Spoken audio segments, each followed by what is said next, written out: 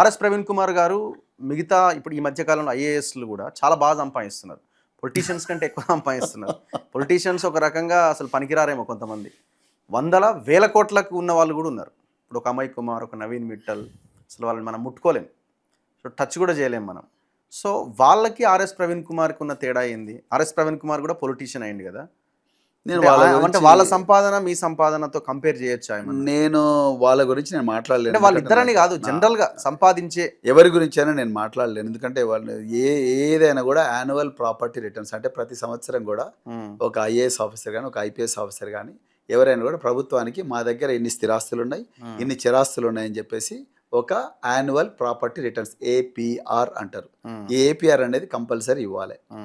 ఆ ఏపీఆర్ అనేది ఇచ్చినప్పుడు ఆ ఏపీఆర్లో ఏం డిక్లేర్ చేస్తావు దానికి కట్టుబడి ఉండాలి. లేకపోతే ఆదాయానికి మించిన ఆస్తులు అవుతాయి. నా ఏపీఆర్ 26 సంవత్సరాలు మీరు చూడండి. ఓకే, ఆ ఏపీఆర్లో ఏముంటుందో మీకు తెలుస్తుంది. మీకు ఒకటి చెప్తాను. ఏం పని చేయట్లేదు, ఫ్యామిలీ వ్యవహారం, కళ్ళు మూసుకొని మీద ఒక నియోజకవర్గం చూస్తున్నారు, 2-3 రాష్ట్ర స్థాయి నాయకులు. తిరగడం ఇదంతా వ్యవహారం కావాలి కదా. నా పెన్షన్ ఉంది కదా, నా పెన్షన్ ఇప్పుడు తిరగడానికి డైలీ 1 లక్ష 2 లక్షలనే కావాలి కదా. అంత అవసరం లేదండి. ప్రజలు కాబట్టి నేను ఎక్కడ పోయినా ప్రజలే పెట్టుకుంటారు డబ్బులు. నిజం చెప్తాను, ప్రజలే పెట్టుకుంటారు. నేను ఏ పోరాటం పైన మా సార్కు ఏమి లేదని మాకు తెలుసు, అందుకొరకు మేమే డీజిల్ పోసుకుంటాం అంటారు. రైట్. సో సార్కు తిండి పెట్టుకోవడానికి లేదు సార్, మీరు ఏమి చికెన్ మటన్ మాకు పెట్టకుర్రి, మేమే యాటలు కోసి మీకు పెడతామంటారు. సో ఎక్కడ పోయినా ప్రజలు దీందా రైతుల దగ్గర పోతే దీందా రైతులు అయ్యో సార్కి ఏం లేదు పప్పన్నం పెడతారా అంటారు. ఇంకా ఏదైనా పోరాడానికి పోతే అరే సార్ మరి మీ డీజిల్ ఏమైంది సార్, డీజిల్ పెట్రోల్ ఏమన్నా ఉందా, మరి చూసుకుంటాం, మేము చూసుకోమంటే చూసుకుంటాం సార్ అని అడుగుతారు. అంతే తప్ప సార్ మీరే పెట్టుకోండి, మీరు మాకు పైసలు ఇవ్వండి, మా మీటింగ్కి వస్తే 200 ఇస్తారా 300 ఇస్తారా నన్ను ఎప్పుడు ప్రజలు అడగారు. ఓకే, నాకు ప్రేమతో వస్తారు, నా మీద నమ్మకం ఉన్నది, నా మీద విశ్వాసం ఉన్నది కాబట్టి నన్ను వాళ్ళ గొంతుకగా ప్రజలు చూస్తున్నారు. అంతే తప్ప నేను నా యాన్యువల్ ప్రాపర్టీ రిటర్న్ గురించి మీకు చెప్పలేదు. నా యాన్యువల్ ప్రాపర్టీ రిటర్న్లో ఎప్పుడు 0 ఉంటుంది.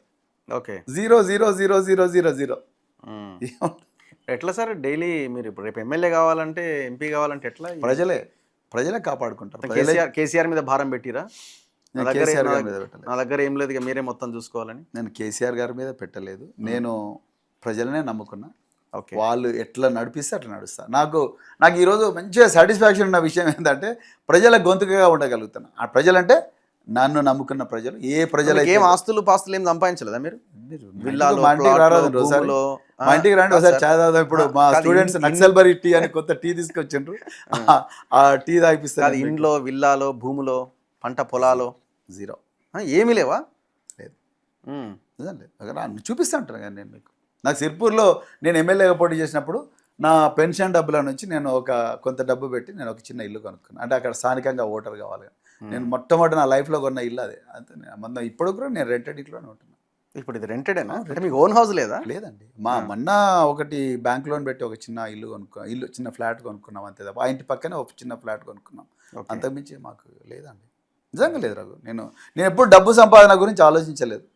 దేశంని రక్షించాలి, దేశంలో ప్రజలను రక్షించాలి, పేదవాళ్ళకి హెల్ప్ చేయాలి. 8,000 కోట్ల బడ్జెట్ రావు గారు. నేను కళ్ళు మూసుకుంటే కనీసం 80 కోట్లు వచ్చేవి. నిజం, 8,000 కోట్ల బడ్జెట్ను నేను హ్యాండిల్ చేసిన 10 సంవత్సరాలు సోషల్ వెల్ఫేర్లో. కళ్ళు మూసుకుంటే 80 crores వచ్చేవి. ఏం లేదు బాబు, నాకు ప్రతిరోజు మామూలు తీసుకురండి, ప్రతి స్కూల్ నుంచి ఇంత టార్గెట్. ఒక మాఫియాని నడిపిరా అని అంటున్నాడు.